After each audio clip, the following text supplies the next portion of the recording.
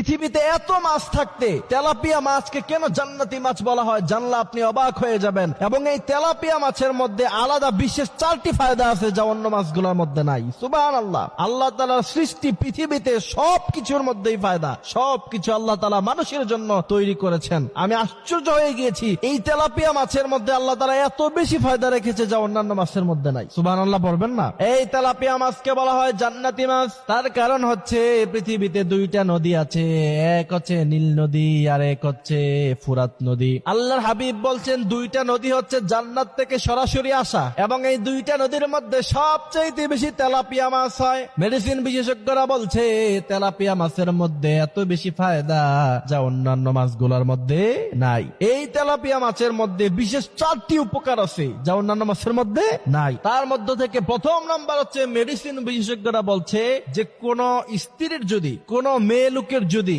বাচ্চা কনসেপ্ট না হয়, অর্থাৎ গর্ভধারণ করতে পারতেছে না, ওই নারী যদি নিয়মিত তেলাপিয়া মাছ খায়, আল্লাহ তাআলার কুদরতে আল্লাহ তাআলা তাকে বাচ্চা কনসেপ্ট করার মতো ক্ষমতা দিয়ে দিবে। সুবহানাল্লাহ। এরপরে দ্বিতীয় নাম্বার, এটা আরো আশ্চর্যজনক, ছোট বাচ্চাকে যদি আপনি তেলাপিয়া মাছ খাওয়ান তার উচ্চতা বৃদ্ধি পায়। এজন্য যারা একটু খাটো, এদের সন্তানাদিরাও খাটো হয়, আপনার সন্তানকে ছোটবেলায় নিয়মিত তেলাপিয়া মাছ খাওয়াবেন আর আল্লাহর কাছে দোয়া করবেন, আল্লাহ এটার উসিলায় আপনি আমার বাচ্চাকে লম্বা বানায়া দেন, দেখবেন আপনার বাচ্চা লম্বাটা বৃদ্ধি পেয়ে যাবে। এটা খুব গুরুত্বপূর্ণ।